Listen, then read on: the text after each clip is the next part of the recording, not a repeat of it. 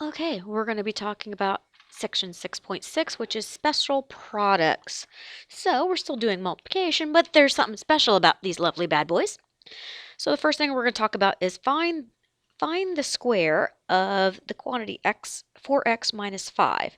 Okay, so what that means is it means we want 4x minus 5, the quantity squared. Now, when we were doing laws of exponents, all the operations that we had going inside were either multiplication or division. Now, between the 4 and the x, that's multiplication. But between the 4x and the 5, that is not division, it's subtraction. Which means I cannot just distribute the exponent. I know some of you guys are terribly upset. So what we're going to have to do is 4x minus 5 squared means it's the same thing as 4x minus 5 times 4x minus 5. And that lovely means we are going to FOIL/box method. FOIL/box method. Ooh, I knew you guys were excited. So, once again, I don't care how. If you want to do it the way you learned in high school with distributing, or if you want to write it this way like the box, I like the box myself. So I got 4x minus 5 times 4x minus 5.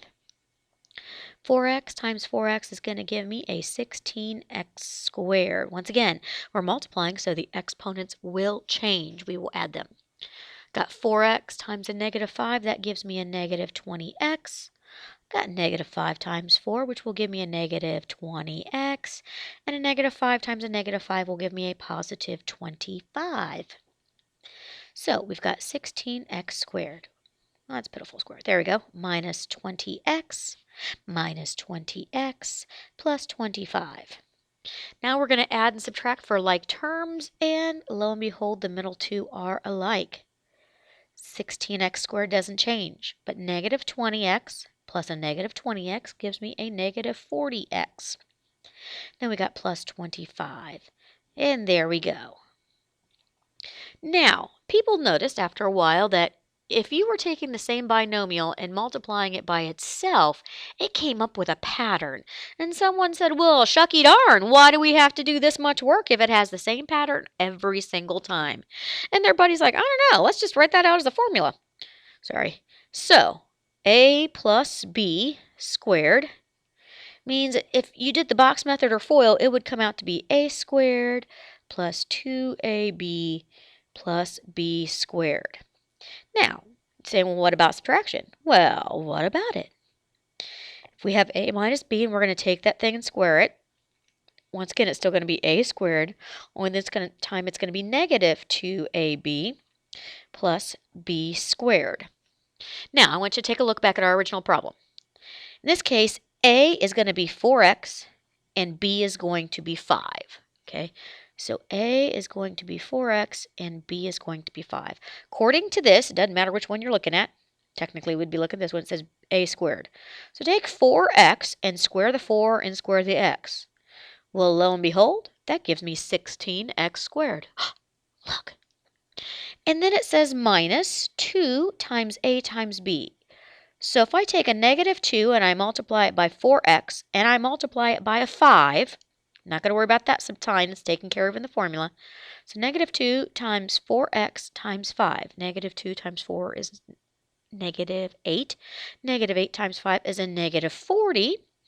And then x times there is no other x is x. Oh, negative 2 times negative 2 times 4x times 5 gives me negative 40x. And this last one says b squared. I'm talking about 5. So 5 squared gives me 25. Well, lo and behold, I got the same answer using this formula as what I did with this box method. Now, if you have what we call a Monday moment and forget the formula and such, you can always multiply it out by longhand, box method, or FOIL, and you'll still get the same answer. But if you memorize these lovely things, which you'll notice are identical except for that sign right there, notice they're both a squareds. Notice it's both 2ab, and notice it's both plus b squared. How do you know whether it's plus or minus? You follow the sign in the parentheses. Oh, look, it was plus in here, it's plus there. Oh, look, it's minus there, it's minus there. But notice that the back two are, once again, addition. So that's why I didn't give you a lot of room when we were doing here. Let's just multiply this stuff. Here's my first term is A, and my second term is B. So if I follow this lovely thing right here, it says I take A squared minus 2 times A times B plus B squared. So A squared would mean I'm taking 3x and I'm going to square it. Minus 2 times A, which is 3x, times B in this case, which is just 2, plus B squared. In this case, the B is simply 2. So look, inside this parenthesis, it is all multiplication. So I can distribute it so it becomes 9x squared. Notice that the 3 and the x changed. This front one should all be different. If something is the same as it was in the original problem, it's wrong. So make sure if XYZ tells you you're wrong that you squared the coefficient, which in this case was 3, and the variable, which was x. Negative 2 times 3 times 2 gives me negative 12, and there's only that poor x with it. And then 2 squared. 2 times 2 would give me 4. Oh, look. That took a lot less time and a lot less space with that lovely formula. Once again, if you forget, you can always do the box method or the FOIL method to get the exact same answer, but this lovely formula just takes a whole heck of a lot less time. So with that in mind, let's look at this. Well, these are not exactly the same. Sure, they both start with 3x. Sure, they both have 5, but the difference is one is minus and one is plus. So let us check out what happens if we multiply that. I got 3x minus 5, and 3x plus 5. If we fill in the lovely box, I've got 9x squared. I've got 15x. I've got negative 15x, and I've got a negative 25. So 9x squared plus 15x minus 15x minus 25. Well, in this case, our like terms, a positive 15x and a negative 15x, when I put them together, well, lo and behold, cancel out, which just leaves me with 9x squared minus 25. Okay. So let's take a look at the next one, x plus 4 times x minus 4. Let's try it again, x plus 4, x minus 4. X times x is x squared. X times negative 4 is negative 4x. 4 times x would be 4x. And 4 times negative 4 is negative 16. X squared minus 4x plus 4x minus 16. Like terms again. Well, look at that. Negative 4x and a positive 4x. Once again, they cancel out. So I'm just left with x squared minus 16. Well, I wonder if that'll happen on the third thing. First terms are the same. Second terms are the same. One's subtraction. One's addition.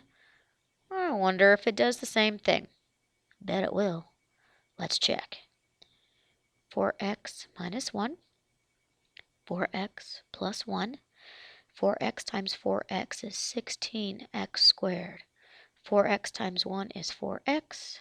Negative 1 times 4x is negative 4x. Negative 1 times positive 1 is a negative 1. 16x squared plus 4x minus 4x minus 1. Well, look at that. It did. It had the same pattern. The middle two terms are alike, and they are opposite signs, which means they cancel out. So I'm left with 16x squared minus 1. Well, isn't that nifty? This is called a difference of squares. What happens here is if you have two terms, or in this case, there we go. If I have two binomials, my apologies, and the only difference between the two is one's addition and one's subtraction, then that means you're going to come out with a squared minus b squared. And look, a is the first term, b is the second one. 3x, that whole thing squared, will give me a 9x squared. 5, when I square it, will give me 25. Same here.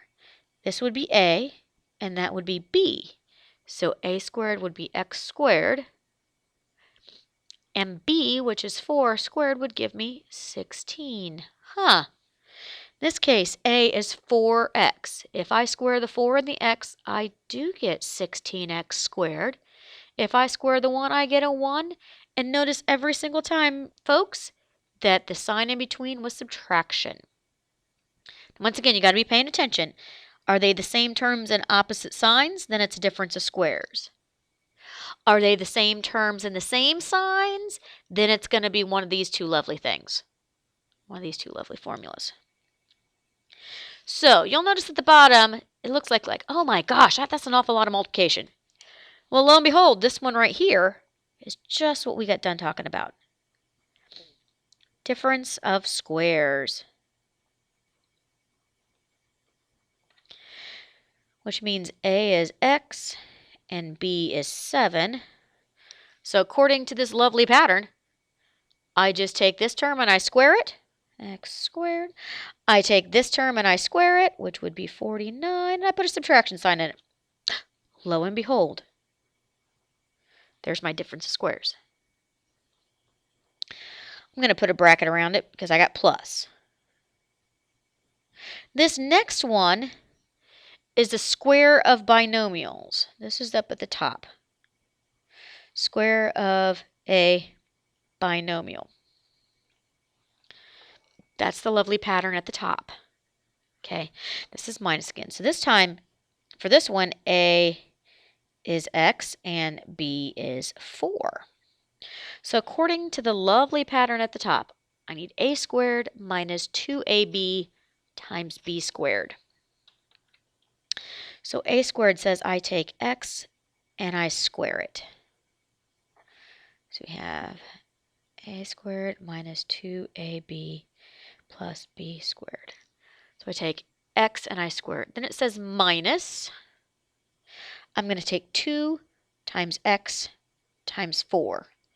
2 times x times 4 would give me negative 8x. Plus, and then it says b squared, so 4 squared would be 16. And then we do have that plus 9 on the end. Don't forget about it. Plus 9. Okay, that was a pitiful error. So now the only thing we got to do is we just got to combine like terms.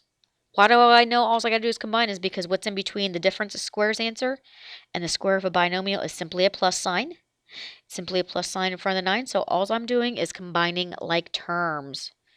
So I got x squared and x squared. That will give me 2x squared.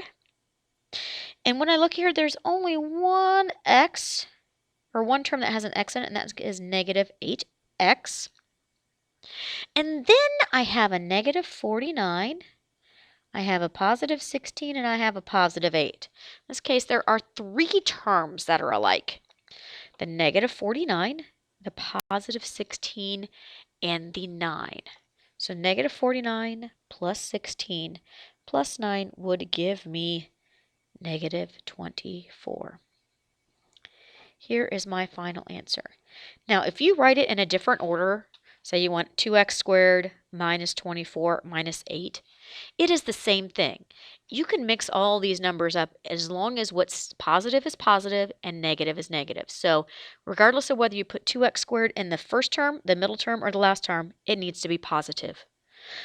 Doesn't matter where 8x goes. If you put it in the first term, the middle, or the last, it has to be a negative.